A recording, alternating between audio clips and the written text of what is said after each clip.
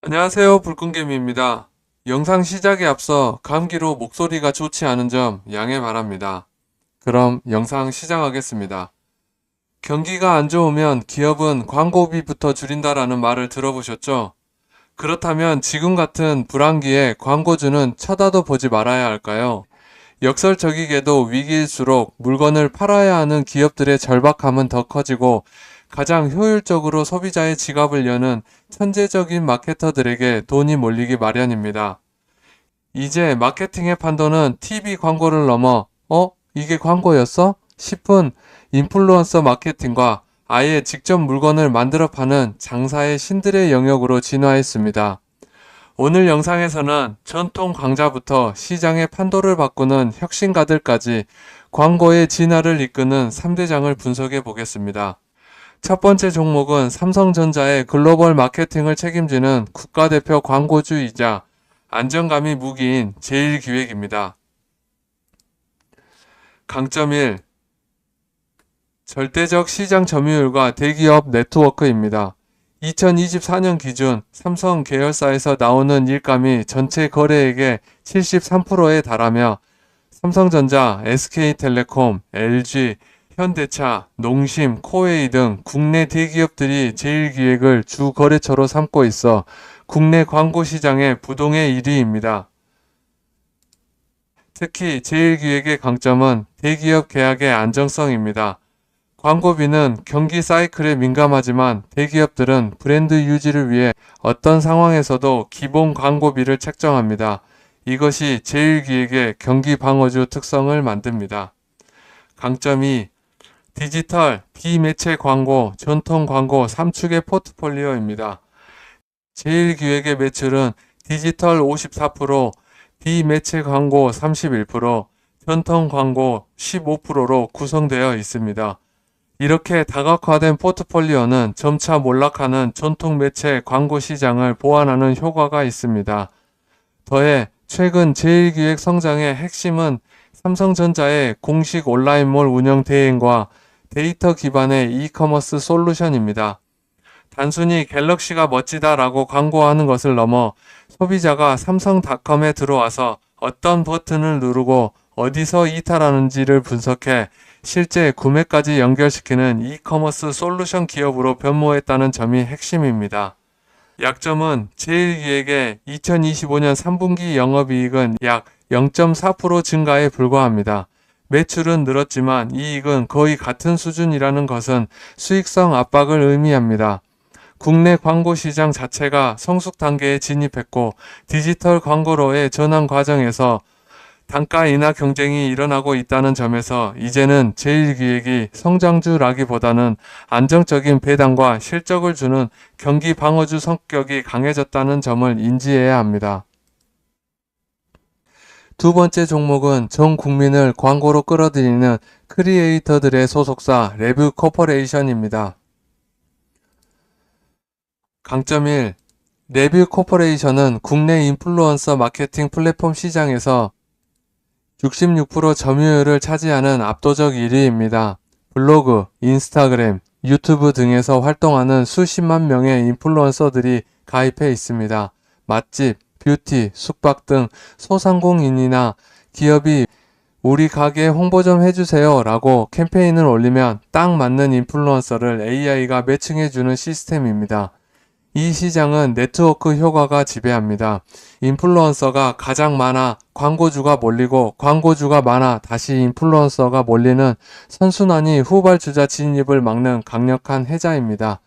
이 해자는 마이크로 인플루언서 마케팅 시장의 표준이 되었습니다. 강점이 마이크로 인플루언서라는 가성비 마케팅의 수혜, 불황일수록 기업들은 비싼 연예인 광고보다 적은 비용으로 확실한 효과를 내는 가성비 마케팅을 찾습니다. 이때 가장 효과적인 것이 바로 팔로워 수천, 수만 명 수준의 마이크로 인플루언서들입니다. 이들은 연예인보다 친근하고 실제 구매 전환율이 훨씬 높습니다. 경기가 어려워져 자영업자들이 손님이 없다고 울상을 지을수록 역설적으로 블로그 체험단이라도 써야겠다는 수요는 늘어납니다. 즉, 레뷰는 경기 불황에도 꺾이지 않는 구조적인 성장 수요를 확보했다고 판단하고 있습니다. 강점 3. 숏폼 광고 플랫폼 쇼트의 성공입니다. 레뷰 코퍼레이션은 숏폼 마케팅 플랫폼 쇼트를 인수했고 이것이 매출 성장의 핵심 엔진이 되고 있습니다. 숏폼 시장의 폭발적 성장으로 광고주들의 마케팅 예산이 가장 빠르게 숏폼으로 유입되었습니다. 한 번에 수십 개의 콘텐츠를 제작하는 효율적인 광고 모델을 가지고 기획, 제작, 배포, 분석까지 원스톱 서비스를 제공하여 광고주들의 숏폼 전문 대행사로 자리 잡았습니다. 약점입니다. 낮은 진입 장벽과 플랫폼 종속성입니다. 레뷰의 비즈니스 모델은 기술적으로 복잡하지 않습니다. 물론 1위 사업자의 네트워크 효과도 있고 나름의 혜자도 구축했으나 여전히 수수료를 낮춘 경쟁자들이 끊임없이 도전해 오고 있습니다. 더 큰 리스크는 네이버, 인스타그램, 유튜브 등 거대 플랫폼의 정책 변화입니다. 만약 네이버가 검색 알고리즘을 바꿔 블로그 체험단 글을 노출시켜주지 않거나 인스타그램이 광고 표기 규정을 강화해 마케팅 효과가 떨어진다면 레뷰의 사업 기반 자체가 흔들릴 수 있습니다. 세 번째 종목은 적자 브랜드를 연속으로 흑자 전환시키면 장사의 신이라 불리는 에코 마케팅입니다. 강점 1. 안다르를 부활시킨 독보적인 비즈니스 부스팅 능력입니다. 에코 마케팅은 단순한 광고 대행사가 아닙니다. 이들의 핵심 무기는 잠재력은 있지만 마케팅을 못해서 망해가는 브랜드를 발굴해 지분을 인수하고 마케팅을 쏟아부어 기업 가치를 폭등시키는 비즈니스 부스팅 모델입니다. 가장 대표적인 성공 사례가 바로 레깅스 브랜드 안다르입니다. 적자에 허덕이던 안다르를 인수한 뒤 에코 마케팅 특유의 데이터 기반 퍼포먼스 마케팅을 접목해 흑자 기업으로 탈바꿈시켰습니다. 이는 에코 마케팅이 단순히 광고를 잘하는 회사를 넘어 물건을 팔 줄 아는 회사임을 증명한 사례입니다. 강점이 해외로 뻗어나가는 K 라이프스타일 수출 역량입니다. 에코 마케팅의 시선은 더 이상 좁은 내수 시장에 머물러 있지 않습니다.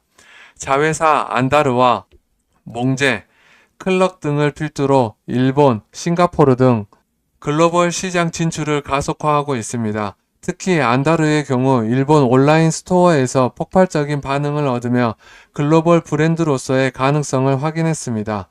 국내 이커머스 시장은 이미 포화 상태지만 K컬처 열풍을 타고 해외로 나간다면 성장 잠재력은 무한대로 확장됩니다. 에코 마케팅은 자체적인 글로벌 자사몰 운영 노하우를 보유하고 있어 아마존 같은 플랫폼에 높은 수수료를 떼이지 않고도 해외 소비자에게 직접 물건을 팔 수 있는 강력한 채널 경쟁력을 갖추고 있습니다. 약점은 안다르에 쏠린 과도한 의존도입니다.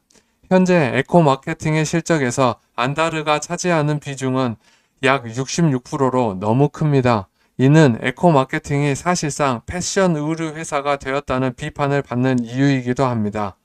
만약 패션 유행이 변하거나 안다르의 브랜드 평판에 문제가 생긴다면 에코 마케팅 전체의 주가가 흔들릴 수 있습니다. 또한 클럭과 몽제 이후 안다르를 이을 만한 새로운 대박 브랜드 발굴이 지연되고 있다는 점도 리스크입니다. 투자자들은 에코 마케팅이 마케팅 회사로서의 밸류에이션을 받아야 할지 아니면 변동성이 큰 패션 회사로 봐야 할지 혼란스러워하고 있으며 이는 주가 상승을 제한하는 요인이 되고 있습니다. 자, 오늘 우리는 광고 시장의 세 가지 진화 형태를 봤습니다. 삼성의 파트너 제일기획, 인플루언서의 소속사 레뷰 코퍼레이션, 그리고 장사의 신 에코 마케팅까지. 다음 영상에서는 온라인이 아닌 오프라인에서 사람을 모아 돈을 만드는 전시회의 제왕을 소개하고 광고 관련주 4개사의 안정성, 성장성, 리스크 팩터별 등급표를 공개하는 영상으로 돌아오겠습니다. 구독과 좋아요는 다음 영상을 만드는 가장 큰 힘이 됩니다. 안전하고 확실한 투자를 위한 첫걸음 불끈개미가 함께 만들어 가겠습니다. 감사합니다.